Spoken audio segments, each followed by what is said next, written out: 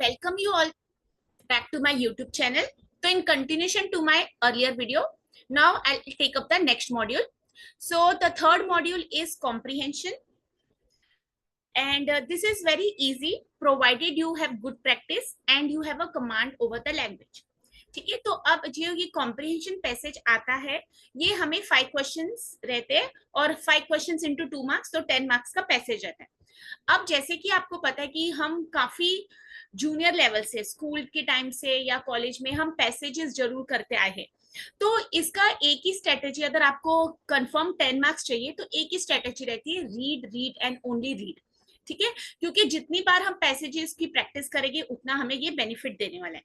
अब जैसे कि आपको पता है कि नेट एग्जाम या तो इंग्लिश में होता है या तो हिंदी में रहेगा, तो अगर आप हिंदी में कंफर्टेबल हैं, बट डेफिनेटली ऐसा होता है जो हिंदी के वर्ड्स है वो अगर हमें नहीं समझ आते तो वहां पर दिक्कत आ सकती है। तो यहाँ पर बेस्ट मेथड क्या है, आप रोज प्रैक्टिस कीजिए, एक पैसेज कीजिए, और इसके 2 अप्रोचेस होते हैं, या तो आप पहले पैसेज पढ़ लीजिए और फिर क्वेश्चंस पर जाइए, या तो आप क्वेश्चंस पहले पढ़ लीजिए और पैसेज पर जाइए। मैं हमेशा क्या करती हूँ, पहले क्वेश्चंस को पढ़ लेती हूँ। उसका एक ही रीजन है कि जब मैं क्वेश्चंस पढ़ लेती हूँ तो मैं पैसेज पर जाती हूँ तो मुझे पता लग जाता है कि क्या पूछा जा रहा है। ठीक है, अब जैसे कि आपको पता है हमारा इस बार का नेट एग्जामिनेशन ऑफलाइन है, तो जब एग्जाम ऑफलाइन है तो आपके पास पेपर आएगा तो आप मार्किंग कर सकते हैं। पहले ऑनलाइन में क्या दिक्कत आ रही थी कि स्क्रीन को स्क्रॉल डाउन करो, फिर ऊपर नीचे करना पड़ता था, स्क्रीन क्वेश्चन बड़ा होता था, स्टेटमेंट बड़ी होती थी, तो अब वो दिक्कत हमें नहीं आएगी। तो एक पैसेज दिया जाएगा, questions will be asked from the passage. अब देखिए क्या होता है ना, पेपर 1 जनरल है, अब वो वहां पर हमें कोई ऐसा टॉपिक आ सकता है जो टेक्नोलॉजी रिलेटेड है, मतलब पैसेज, या फिर कभी मार्केटिंग रिलेटेड आ सकता है, तो एक जनरल कोई भी आ सकता है। थोड़ी सी अगर हमें उसकी नॉलेज होगी, हमें समझ आ जाएगा पैसेज में क्या पूछा जा रहा है, तो हमारे 5 क्वेश्चंस के 10 मार्क्स बहुत इजीली हम स्कोर कर सकते हैं। और एक ऐसा 4 क्वेश्चंस आते हैं जो जनरली हम पैसेज से ढूंढ लेते हैं, और एक क्वेश्चन ऐसा रहता है जो पूछता है कि पैसेज की समरी क्या है या पैसेज को टाइटल क्या दे सकते हैं, तो वहां पर एक हमें थोड़ा सा मेहनत करनी पड़ती है। ठीक है, तो इसका बेस्ट सॉल्यूशन क्या है, you should have strong command over the language. You can easily score 10 marks provided you read and understand what the passage is based on and how easily you can find out the answer. और मैं हमेशा बोलती हूँ always read question first so that you know what is to be given importance in the passage. ठीक है, passage के तो 25 lines है, बट हमें वहां पर हमें सिर्फ अपने 4 या 5 क्वेश्चंस ढूंढने, तो हमें पता होना चाहिए कि क्या ढूंढ रहे, तो इसलिए मैं हमेशा कहती हूँ कि पहले आप क्वेश्चंस को पढ़ लीजिए। 4 questions easy, generally 1 question is on the title और समरी ऑफ द पैसेज। ठीक है, अगर आपको पैसेजेस की प्रैक्टिस करनी, आप ऑनलाइन चेक कर सकते हैं। आप जैसे मैंने बताया कि मैंने प्रीवियस एक वीडियो में बताया कि एनटी के पेपर्स, नेट के पेपर्स हम कहाँ से डाउनलोड कर सकते हैं, महाराष्ट्र की वेबसाइट, स्टेट जो हमारा है वहां के, उस पर भी हमारे क्वेश्चन पेपर्स अपलोडेड है, तो आप वो वहां से क्वेश्चंस लेके प्रैक्टिस कर सकते हैं। ठीक है, तो ये इसके लिए इतना ही मॉड्यूल के ऊपर मैं बताती हूँ। अगर आप प्रैक्टिस नहीं करेंगे तो क्या होता है, हमारी हैबिट छूट जाती है और हम इजी क्वेश्चंस को भी मिस कर देते हो। यहाँ पर इजीली मैं 10 मार्क्स को स्कोर कर सकती हूँ। नेक्स्ट मॉड्यूल पर चलते, कम्युनिकेशन। ये बहुत छोटा सा सिलेबस है, बट मैं हमेशा बोलती हूँ जब भी आप एक बुक खरीदते हो आप उसमें देखते हो सब टॉपिक्स काफी सारे। ठीक है, ये अगर आपको ज्यादा अच्छे से रीड करना है तो कभी भी ये टॉपिक आपने फर्स्ट ईयर बीकॉम में या फर्स्ट ईयर बीएमएम में, या अगर आप कम्युनिकेशन की स्पेशलाइजेशन है तो आपको तो ये बहुत अच्छे से आएगा। ठीक है, ये जो पिंक में मैंने हाईलाइट किया है ये हमारे सब हेडिंग्स है और उसके अंदर हमें बहुत सारे टॉपिक्स है। अगर आपने मेरी इसकी पहले वाली वीडियो नहीं देखी है तो पहले वो जरूर देख लीजिए। अभी जैसे मैं बता रही हूँ कि वैकेशंस चल रही है, आप सब लोग घर पर है या घूमने गए, थोड़ा सा टाइम निकाल लीजिए नेट सेट की पढ़ाई के लिए। अगर मैं भी आप लोग को बोलूं मूवी चलते हैं 3 घंटे की, तो हम जा सकते हैं। तो ऐसा अगर हम रोज डेडिकेशन रखें कि मुझे fix 3 hours 2 hours net set की पढ़ाई करनी ही करनी है, तो डेफिनेटली हम टाइम निकाल सकते हैं। It is all about your priorities. तो हम चलते हैं अभी कम्युनिकेशन के क्वेश्चंस पर। और यहाँ पर हमेशा ये याद रखिए, paper 1 is a general paper, तो not necessary all questions will be difficult. There are so many questions which are so much easy and there are some questions which are difficult, okay, but we have to study and we don't have to demoralize ourselves. तो पढ़ लेते हैं assertion and reasoning। मेरी पुरानी video भी मैंने इस बार बताया कि मैं इस बार ज्यादा assertion और रीजनिंग पर फोकस कर रही हूँ, क्योंकि हमारे मन में एक डर रहता है इन क्वेश्चंस को लेके। तो चलिए हम पढ़ते हैं।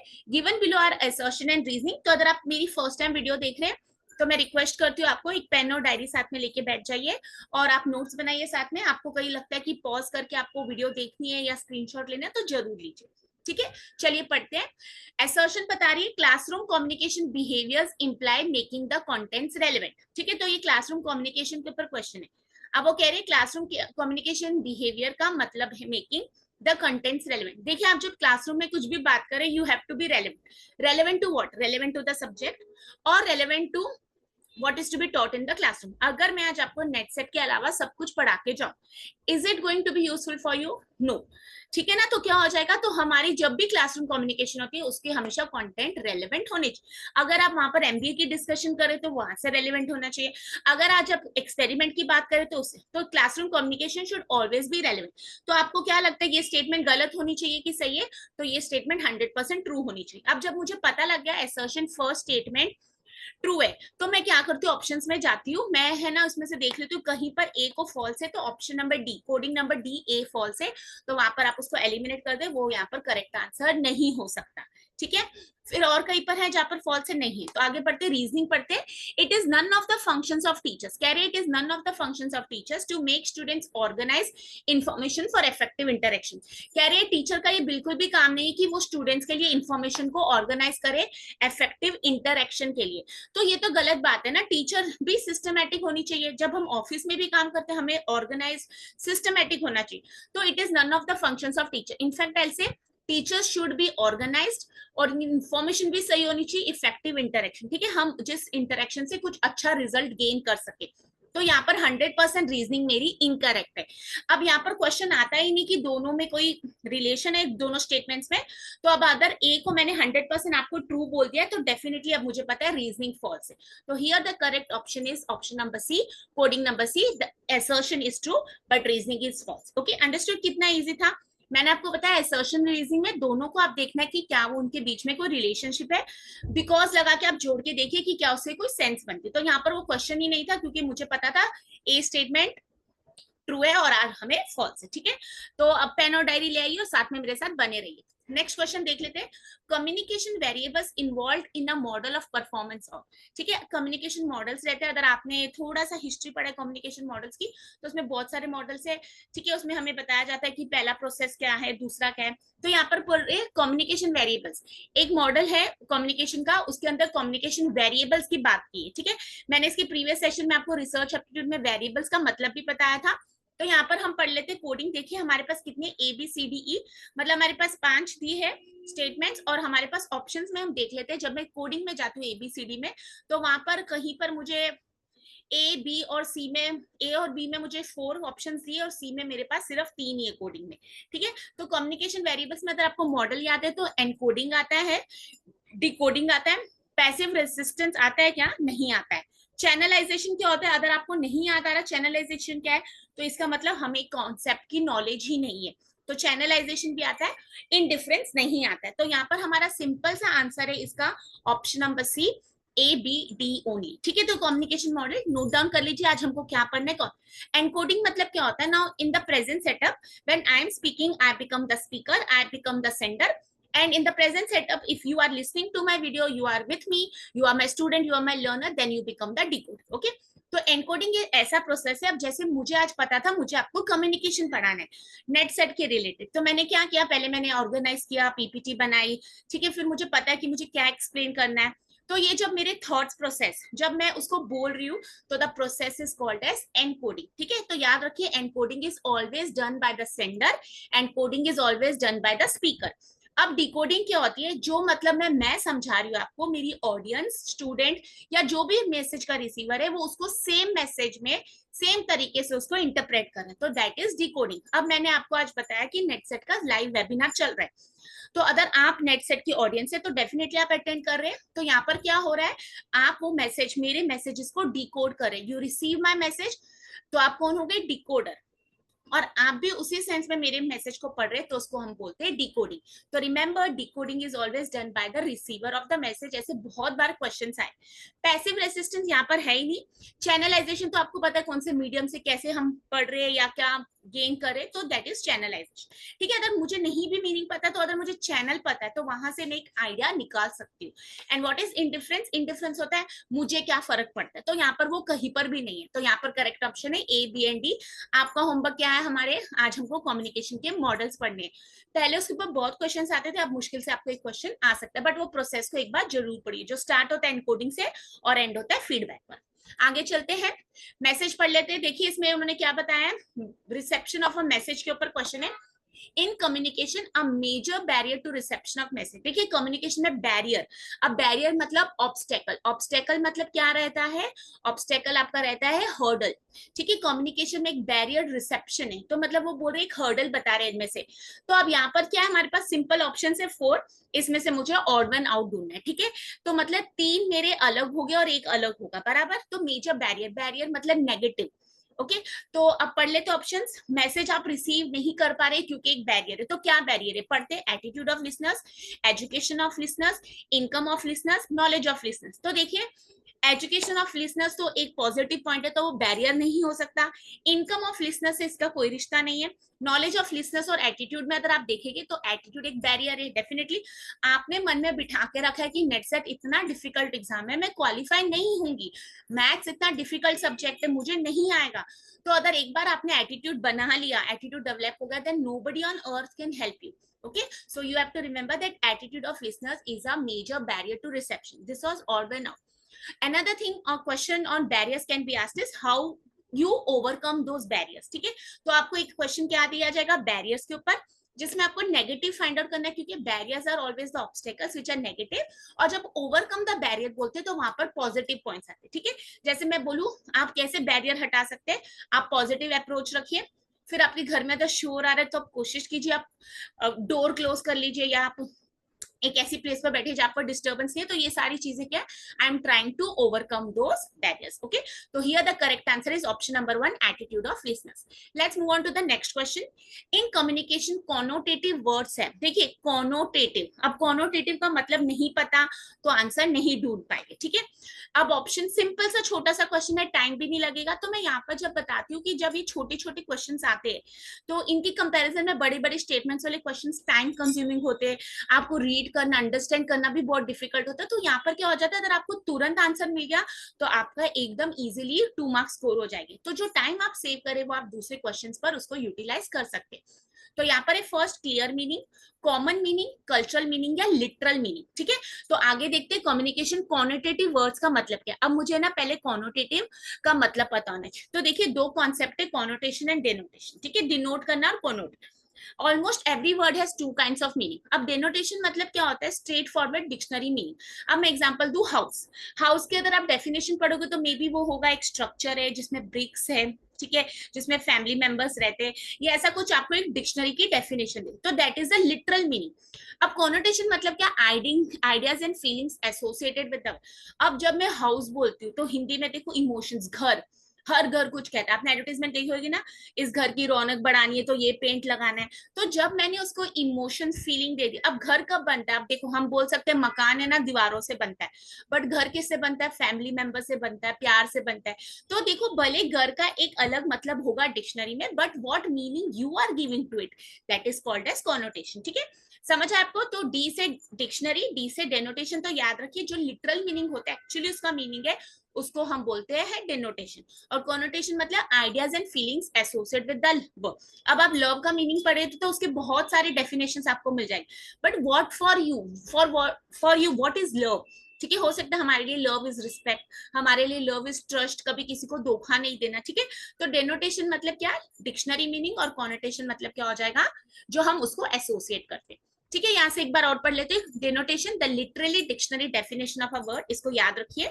Connotation the secondary meaning associate feelings और इमेजेस अ वर्ड इवोक्स। अब देखो अगर स्कूल की बेल है, अगर आपकी स्कूल के साथ हैप्पी मेमोरीज है तो वो बेल आपको क्या रिमाइंड कराएगी, हैप्पी स्कूल।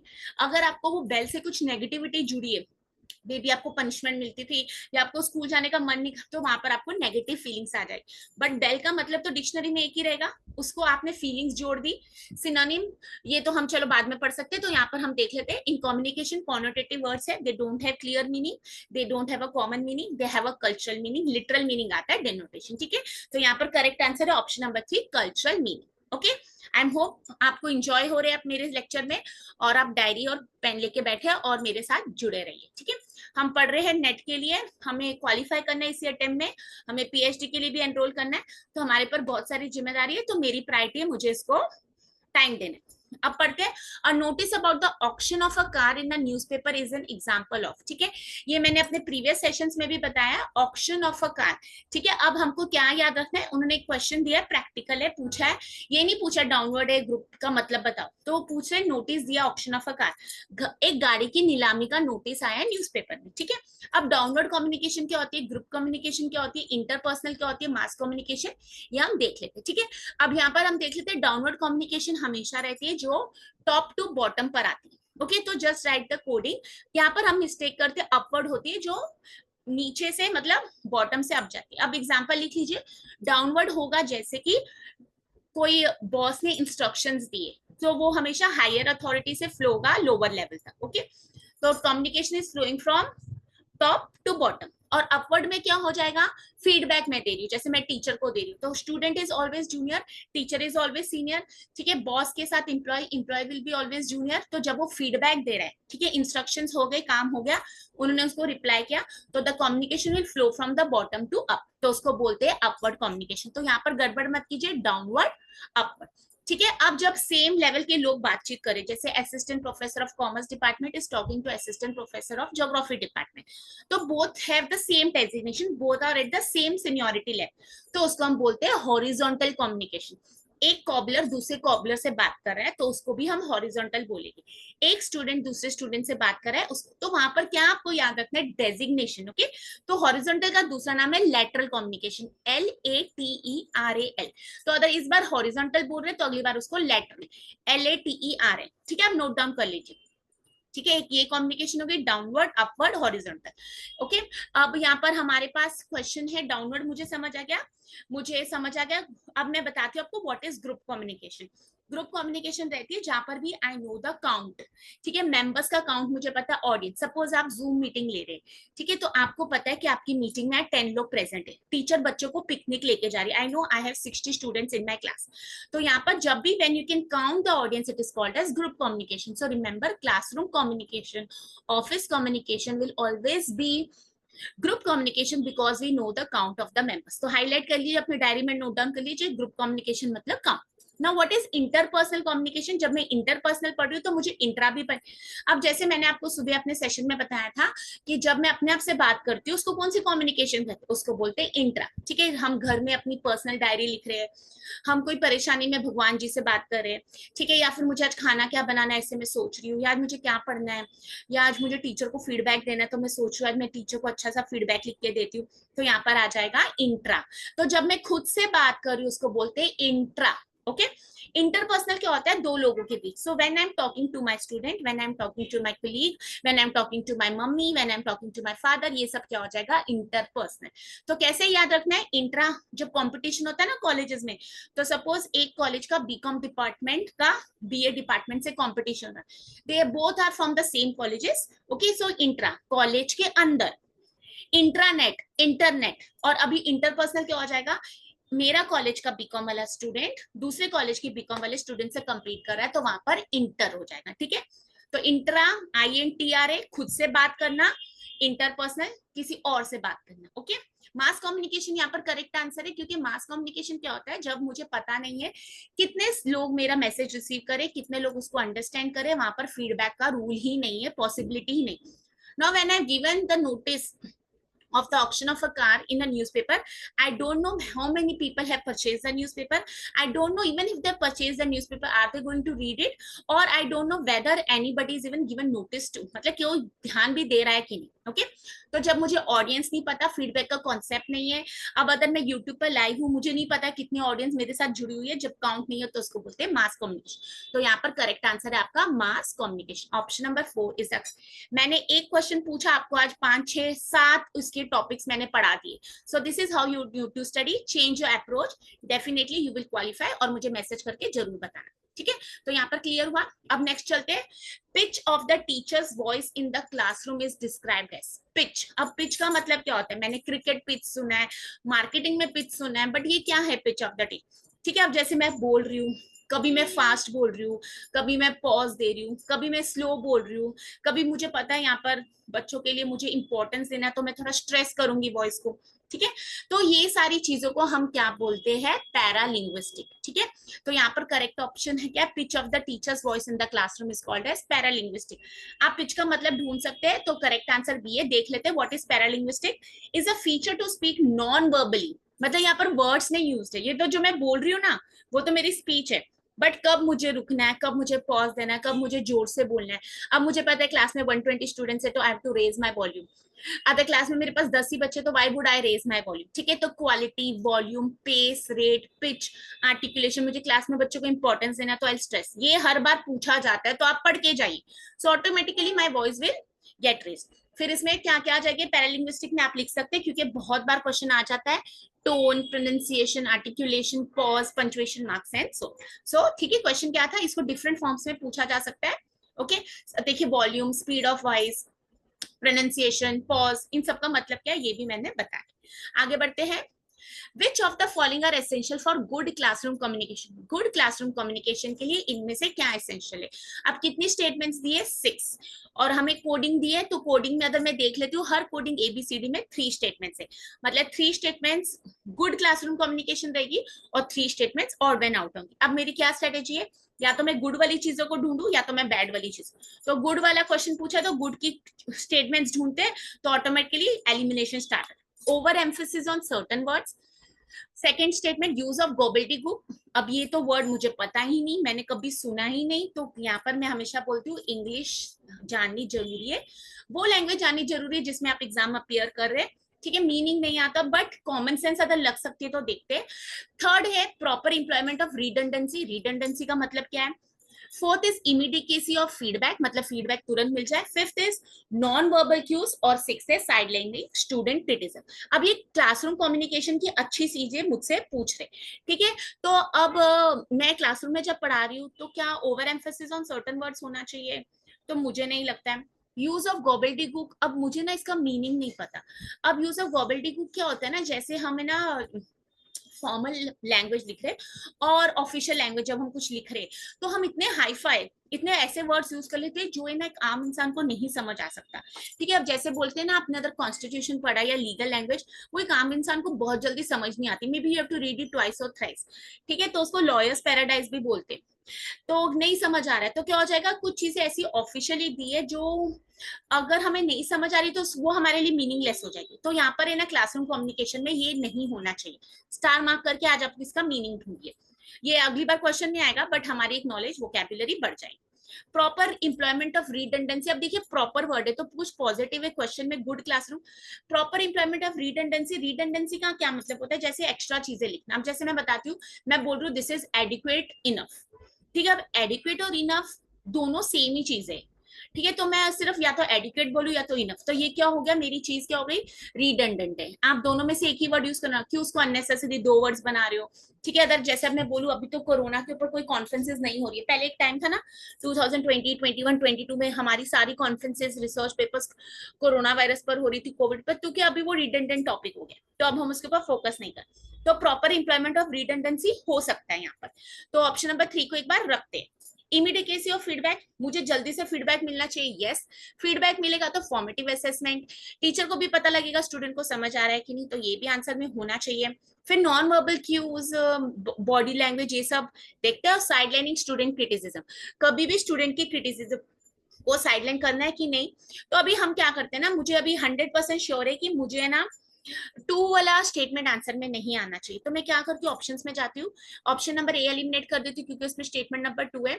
बी को मैं होल्ड पर डालती हूँ, बी के ऑप्शंस क्या है, स्टेटमेंट नंबर 3, स्टेटमेंट नंबर 2, तो वो भी नहीं होना चाहिए, तो बी को भी मैं एलिमिनेट कर देती हूँ क्योंकि गॉबल्डिगुक नहीं आना चाहिए, तो ए और बी दोनों एलिमिनेट हो गए। सी ऑप्शन को मैं देखती हूँ, उसमें क्या बता रही है, स्टेटमेंट 3 होनी चाहिए करेक्ट आंसर में, 4th भी होनी चाहिए और 5th भी होनी चाहिए, मुझे लगता है करेक्ट आंसर है, बट मैं जंप टू कंक्लूजन नहीं करूंगी, मैं लास्ट ऑप्शन भी रीड कर लूंगी।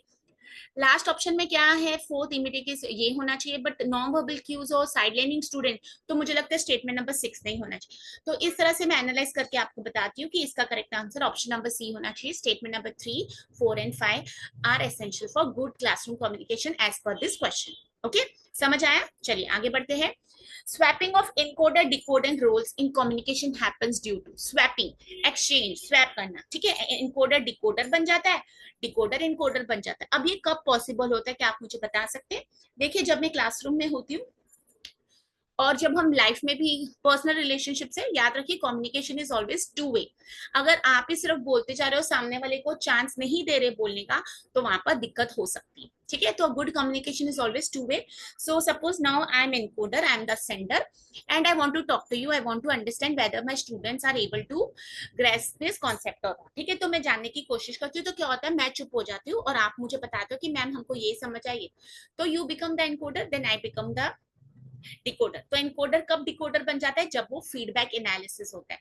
क्योंकि जब मैं चुप होंगी, आप मुझे फीडबैक दोगे, मैं आपकी सुनूंगी, तो मैं उस टाइम आपकी डिकोडर बन जाऊंगी। मैंने आपको क्वेश्चन बताया था, एनकोडर डिकोडर कौन होता है? Encoder is the sender, decoder. So here वो स्वैपिंग कब होती है, एनकोडर कब डिकोडर बनता है, डिकोडर कब, जब फीडबैक होता है, ठीक है। तो इसमें cognitive disruption, semantic noise, weak channelization कुछ भी नहीं है। Here the correct answer is C. देखो कितना सिंपल क्वेश्चन था, बट मुझे मीनिंग नहीं पता होगा तो मैं आंसर कैसे ढूंढूंगी ना। तो इसलिए मैं बोलती हूँ प्रैक्टिस एंड प्रैक्टिस, कॉन्सेप्ट्स को अंडरस्टैंड कीजिए, तुरंत आपको आंसर हो जाएगा। ये हमारा बहुत इंपॉर्टेंट कॉन्सेप्ट है, कम्युनिकेशन साइकिल।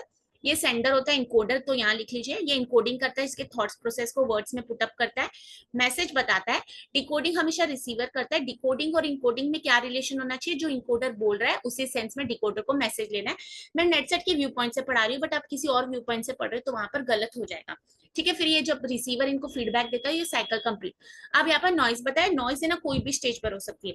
अगर मैं अभी सपोज आपको लेक्चर दे रही हूँ बट मुझे कुछ और चीज की स्ट्रेस है, तो वो मेरे लिए नॉइज है, ठीक है। Maybe I am not able to then give my 100%। हो सकता है कि जो मैं एक्सप्लेन करना चाहती हूँ मुझे पुटअप नहीं करना आ रहा वर्ड्स में, तो that will also become a noise.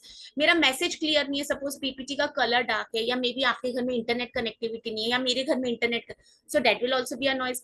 Receiver ने उसको अलग तरीके से मैसेज पढ़ा, रिसीवर के घर में डिस्टर्बेंसेस है या फोन पर डिस्टर्बेंसेस है, वो मैसेज नहीं ले पा रहा, so that will be also noise, ठीक है। तो ये हमारी साइकिल है, इसको हम कम्युनिकेशन मॉडल भी बोलते हैं, जो मैंने आपको बोला था पढ़ लीजिए, बहुत सारे मॉडल्स है। आगे बढ़ते हैं। अब ये हमारा 5th मॉड्यूल पर आ जाते हैं। मेरे साथ बने रहिए, डायरी और लेके आइए, हमको क्वालिफाई होना ही है इस बार। मुझे बहुत सारी अप्रिसिएशन मिली है, मुझे in fact personal messages I am so glad कि आप लोग को मेरी वीडियो पसंद आई है। और मैं चाहती हूँ कि मैं बहुत सारे लोगों को रीच करूँ, तो आप ही मेरी हेल्प कर सकते हैं। मेरे चैनल को जरूर शेयर और सब्सक्राइब कीजिए, और मैं ऐसी वीडियोस बनाती रहूंगी, बट मुझे रिजल्ट चाहिए, ठीक है। सिर्फ असिस्टेंट प्रोफेसर नहीं, अगर आप एज कैटेगरी में है, मतलब जितना जीआरएफ है, तो मुझे जूनियर रिसर्च फेलोशिप भी ला के दीजिए। अब 5th मॉडल हमारे पास मैथमेटिकल रीजनिंग एंड एप्टीट्यूड। इसके अंदर हमारे पास ऐसे छोटा सा लगता है, मैंने हमेशा हाईलाइट किया हुआ कि कितना भी फेवरेट हो, कैलकुलेटर के बिना इसको प्रैक्टिस करना है। Types of reasoning, number series, letter series. देखिए इसमें ना कुछ चीजें एकदम कॉमन सेंस है, और कुछ चीजें ऐसी है जो हमने बचपन में पढ़ी थी। तो इसका बेस्ट सोल्यूशन क्या है, जैसे मुझे अगर नहीं आता तो what will I do, I seek help from someone who is expert in this topic, या तो फिर कोई मुझे फॉर्मूला बेस्ड चीजें बता दे, या मैं अच्छी बुक रेफर करके खुद सीख सकती हूँ। तो आप देख सकते हैं कि अभी जैसे हम कॉमर्स से, तो हमारे पेपर 1 में हमको क्वेश्चन आते हैं generally percentage, profit and loss, interest and discounting. तो हो सकता है आप आर्ट्स वाले, तो आपके पेपर में कुछ अलग टाइप का क्वेश्चन है, एवरेजेस एक्सेट्रा। तो यहाँ पर बहुत इजी स्कोरिंग होती है, provided you understand the concept, you understand the question, you are able to remember the formula, you are able to understand the reasoning or the logic behind the question, और तुरंत आप solve कर सकते हैं, ठीक है। जैसे मैंने स्टार्टिंग में आपको बताया था, मुझे थ्योरी पसंद है, तो I am trying to capitalize, I am trying to get my result by studying theoretical subjects. But if you are studying such practical subjects, ensure when you are practicing you are not using calculator, because that time you may be then able to solve those questions very easily, but in exam then you won't be able to give time, ठीक है। और एक practical question को अगर आप 10 minute दे रहे, is it worth it? उसमें हो सकता है ना आपके कम्युनिकेशन के 5 क्वेश्चन हो जाते, तो 10 मार्क्स तो वहीं पे मिल जाते। तो अंडरस्टैंड योर स्ट्रेटेजी, जो आपको कंफर्टेबल है, जो टॉपिक आपको लगता है स्कोरिंग है, आप उस पर जरूर मेहनत कीजिए, ठीक है। तो इसके कुछ क्वेश्चन देख रहे हैं। If face is coded as FAC is coded as HCEG, then the code for high will be, ठीक है। तो कुछ ऑप्शन ये कोडिंग है, तो देखिए फेस को कोड किया है HCEG, और हमें पूछ रहे कोड फॉर हाई, तो हाई को कैसे कोड करेंगे? तो देखिए यहाँ पर मुझे क्या करना था, F में +1, तो आप सीरीज याद रखिए, ABCDEFGHI, A B C, फिर C के बाद फिर ई के बाद तो +1 करके यहाँ पर आ गया coding. According to alphabet series every letter is increase by 1 letter in sequence and next character is display. तो हाई की कोडिंग तो सेम H+1 करेंगे आई, तो यहाँ पर मैच हो गया हमारा JKIG। अब देखिए इतना सिंपल था, यहाँ पर ना उन्होंने ऑप्शन इजी दिए थे, तो पहला ही अल्फाबेट मुझे अगर जे को मैं आइडेंटिफाई कर लेती ना तो मुझे पता था कि option number B correct answer होगा, क्योंकि ए सी और डी में उन्होंने जे नहीं दिया। बट यहाँ पर क्या है ना, हमको ये स्ट्रेटेजी समझ आनी चाहिए कि +1 कर रहे हैं, कभी वो मल्टीप्लाई 2 होगा, कभी -1 होगा, ठीक है, कभी गैप ऑफ 10 हो सकता है। तो ये सारी चीजें हमको प्रैक्टिस से ही समझ आती है, ये ना एक कॉमन सेंस हो जाती है जब आइस को पता लग जाता है कि क्या डिफरेंस है, कौन सी इसमें ट्रिक है। ओके, तो यहाँ पर हमारा इजी था क्वेश्चन। आगे चलते हैं इंडक्टिव डिडक्टिव, ये मैंने पिछली अपने एक सेशन में भी बताया था। तो आप देख सकते हैं इंडक्टिव मैंने बताया था आपको, कोडिंग लिखाई थी आज सुबह भी मैंने आपको, DGP directorate general of police. तो इंडक्टिव आर्ग्यूमेंट क्या रहेगी, पर्टिकुलर स्पेसिफिक टू जनरल। ठीक है, तो अभी हमको याद रखना है कि पर्टिकुलर यूनिवर्सल मतलब यहाँ पर जनरल हो जाएगा। ठीक है, तो देखिए यूनिवर्सल का दूसरा नाम जनरल है और पर्टिकुलर का दूसरा नाम स्पेसिफिक है। ओके, तो यहाँ पर इंडक्टिव आर्ग्यूमेंट, इंडक्टिव मतलब छोटे से बड़े पर जा रहे हैं, तो क्या वो पर्टिकुलर टू पर्टिकुलर है, नहीं। क्या वो यूनिवर्सल टू पर्टिकुलर, नहीं।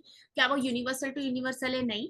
तो पर्टिकुलर टू यूनिवर्सल, तो इंडक्टिव में हम छोटे से बड़े पर जाते हैं, पर्टिकुलर टू यूनिवर्सल, या तो उसको बोल सकते हैं स्पेसिफिक टू जनरल। ठीक है, पर्टिकुलर टू जनरल, तो याद रखिए पर्टिकुलर का दूसरा नाम है एस से स्पेसिफिक, तो एस और पी गोज टुगेदर। यूनिवर्सल का दूसरा नाम हम कह सकते हैं जनरल। ठीक है, और मैंने आपको कोडिंग लिखाई थी, अगर डिडक्टिव को याद रखते हैं, deductive is director general of police, DGP.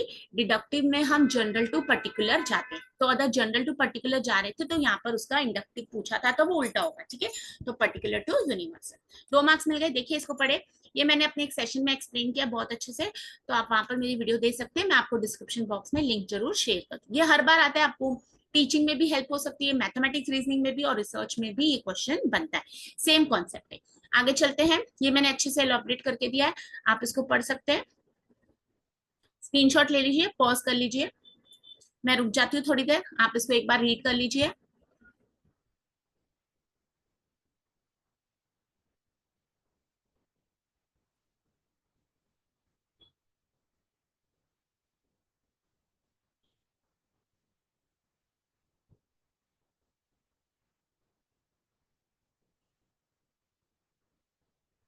I hope so आपने रीड कर लिया, नहीं किया तो प्लीज स्क्रीनशॉट लीजिए। आगे बढ़ते हैं हम, which of this words is different from the rest, odd pair. ठीक है, ऑड में नॉट, तो 3 सेम है और बाकी चीजें अलग है, टॉल, ह्यूज, थिन, शार्प। हम बोल सकते हैं ये टॉल फीमेल है, हम बोल सकते हैं ये ह्यूज किसके लिए हम यूज करेंगे, थिन फीमेल है। ठीक है, तो ह्यूज, टॉल और थिन कहीं ना कहीं सेम लग रहे हैं, शार्प तो अलग लग रहा है ना। शार्प क्या हो सकता है, आपकी पेंसिल को आप शार्प करते हैं या फिर आप नाइफ को करते हैं।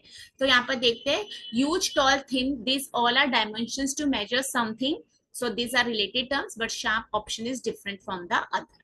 ठीक है, तो ये तो तुरंत हमें पता लग गया। ऐसे क्वेश्चंस भी आते हैं ऑड में आउट, अभी फिलहाल अगर नहीं आ रहे तो हम प्रैक्टिस भी कर सकते हैं क्योंकि it is part of the syllabus. आगे चलते हैं, a tank is normally filled in 6 hours, but it takes 4 hours longer to fill because of a leak in its bottom. If the tank is full, the leak will be emptied.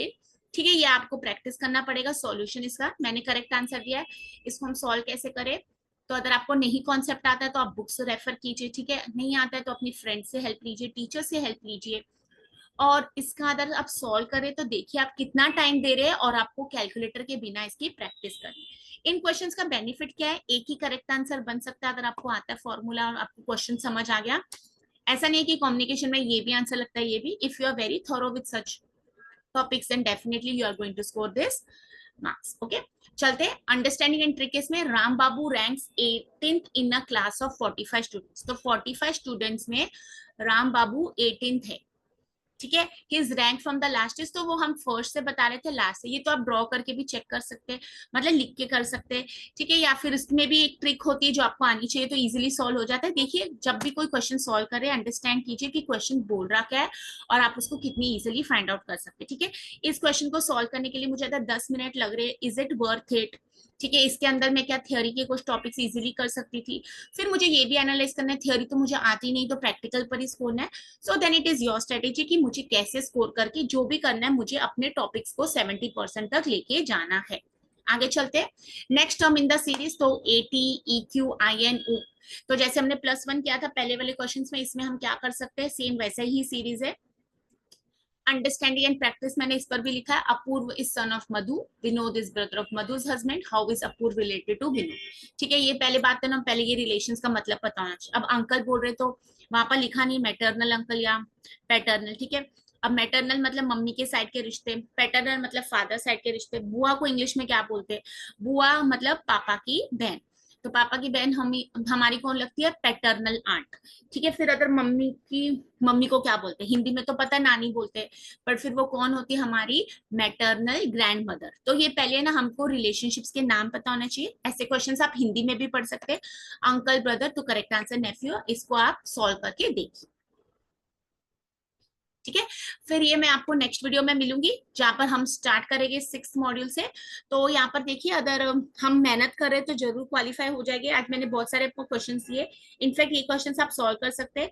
और हर बार ऐसे question आते हैं, आपको पता है, कभी series पर आ जाएगी। तो देखिए सिलेबस में उन्होंने क्या बताया, कभी ये ऑड पेयर आ जाएगा, कभी ये सिंपल सा क्वेश्चन आ जाएगा, कभी मुझे पता लग जाएगा रीजनिंग पर कुछ है, कभी रिलेशनशिप्स पर आएगा को। तो कितनी वैरायटी, कितना पढ़ेंगे ना। तो इसे जब भी सॉल्व करें देखिए, मेहनत करते जाइए, एक दिन सक्सेस तो जरूर मिल जाएगी। और मेरी आपको वीडियो पसंद आ रही है तो प्लीज इसको लाइक, शेयर और सब्सक्राइब कीजिए और मुझे हेल्प कीजिए सब तक पहुंचने के लिए। फिर हम मिलते हैं नेक्स्ट सेशन में। इसको ही कंटिन्यू करेगी सीरीज में। वैकेशन से पढ़िए, एंजॉय कीजिए, बट मुझे रिजल्ट भी ला के दीजिए। All the best.